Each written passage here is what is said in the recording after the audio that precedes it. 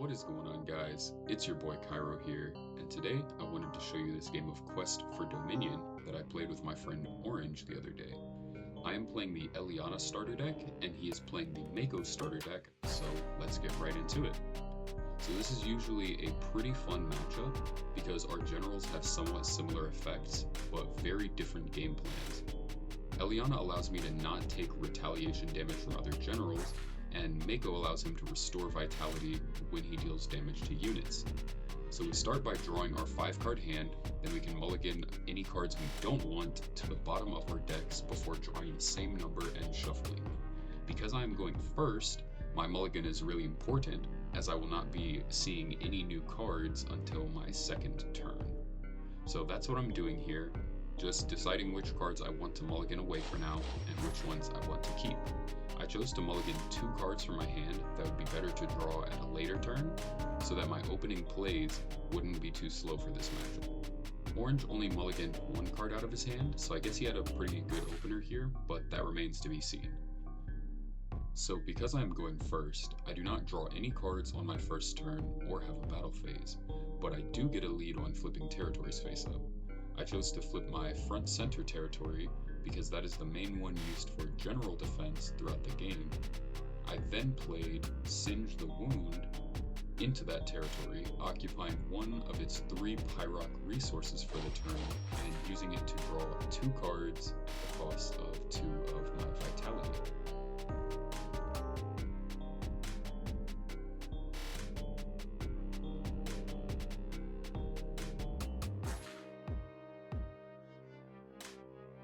I then played the Burn Walrus that I drew into off of Singe the Wound in my front center territory as a bit of defense for my general on my opponent's turn 1. There's no reason to use Burn Walrus's effect here, so I chose not to do so and simply passed the turn over to him.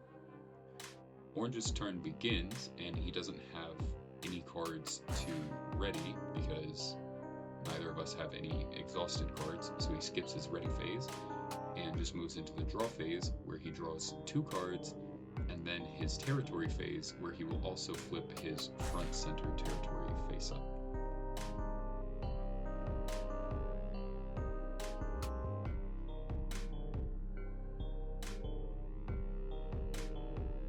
He then plays Dive Deeper, consuming one of the territory's 3 Vapus resources to send the top 3 cards of his deck to his Abyss, which may come up later.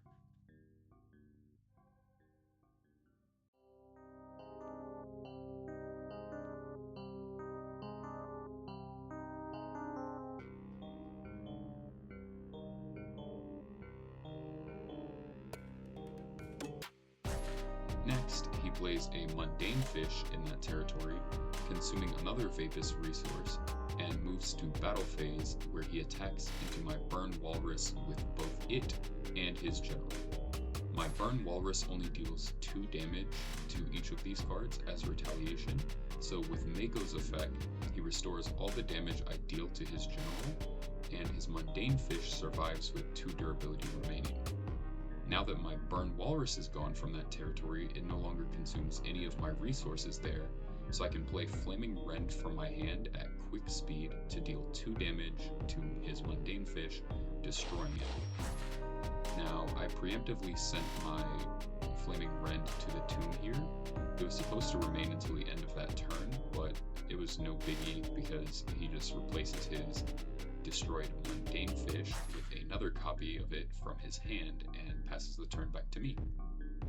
Turn 2, I skip my ready phase because I have no exhausted cards, then draw my 2 cards for the turn before flipping up one of my territories and filling my 2 territories with a Fire Spitter in the center and a Spark Rabbit on the right.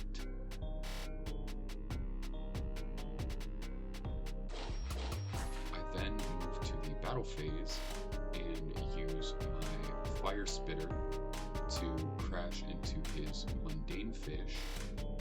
They are both destroyed because of retaliation damage from the Mundane Fish and the initial damage from the Fire Spitter. And then I swing into his general for 2 damage with Eliana, but but because of her effect, I take no retaliation damage, and then I swing into his general with my Spark Rabbit, dealing another 5 damage to him with its effect. However, because of his general hitting my Spark Rabbit back with retaliation damage, my Spark Rabbit is destroyed. After this, I just pass the turn back to him. He readies his Mako, he draws his 2 cards, and then flips up a territory on the right side to contest my right column territory.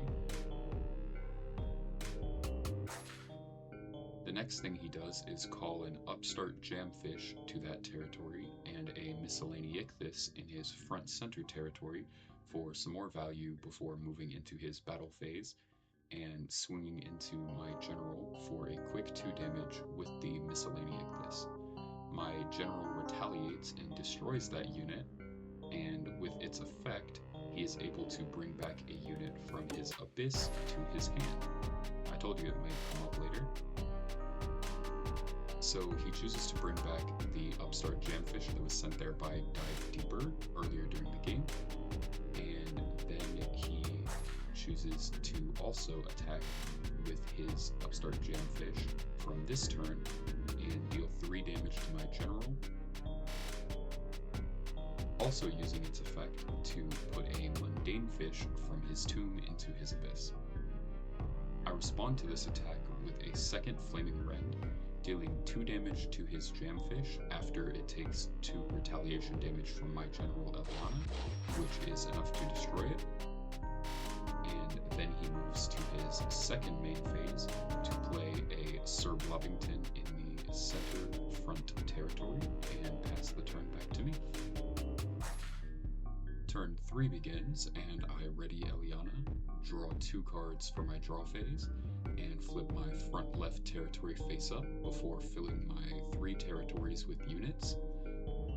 I play a Burn Walrus in the center, a Magma Okapi on the left, and a Spark Rabbit on the right.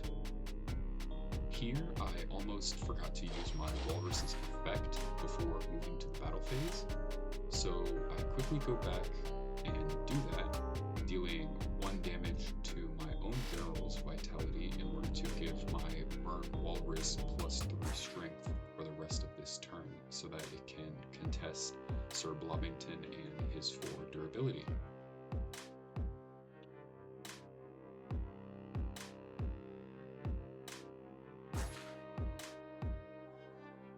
In the battle phase, I begin by crashing my Walrus into his Sir Blubbington. Due to retaliation damage, they are both destroyed. Then, I swing with my Spark Rabbit at his general for another 5 damage with its effect, but I lose my rabbit in the process due to retaliation damage. Finally, I swing with Molten Okapi for 2 damage, and it does not get destroyed by retaliation damage, but I make a mistake here, and I move to my second main phase before attacking with Eliana when I could have used her effect to deal extra 2 damage to his general with no retaliation, but I don't want to go back, so I just pass the turn to him. The vitality totals are pretty close now, but I do have a bit of a lead, so I should try to close out the game before I start to run out of cards to play. Here he goes through the motions of his turn, readying his general, flipping a territory, drawing 2 cards, before playing a School of Plastic Bags in the left territory, Sir Blubbington in the center front territory, and Upstart Jamfish in the right territory, respectively, in his territories. He swings with Jamfish first to deal 3 damage to me and put another Mundane Fish from his tomb into his abyss. Then with Sir Blubbington to deal another 4 damage to me, bringing me to 10 vitality remaining.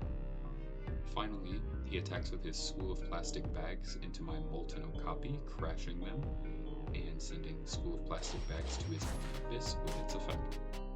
He passes here as a mistake before I can play Twin Fire Blasts in his second main phase, but we were in a call, so I tell him what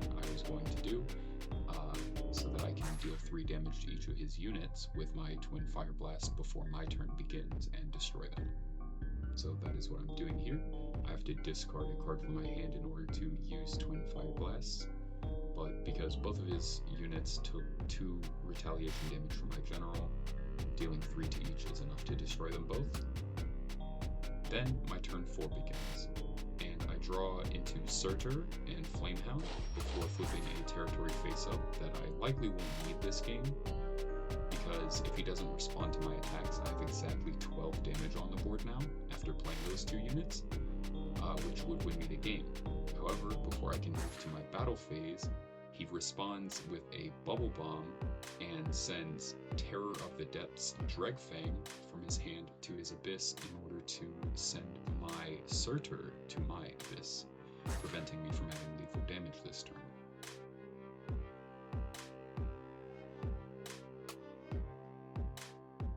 I move into the battle phase anyway, and deal 5 damage to him with my Flamehound, and because of its 3 durability, it is not destroyed by retaliation damage.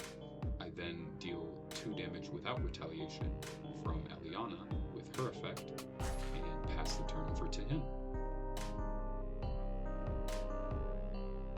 For his turn 4, he doesn't have any cards to ready during the ready phase. He draws his 2 cards, and then he will be flipping up a territory in the back on either the left or the right.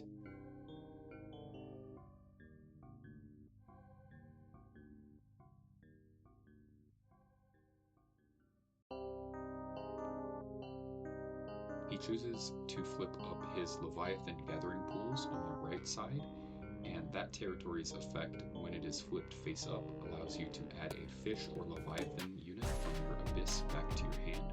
So he chooses the Terror of the Depths Dregfang that was just sent there.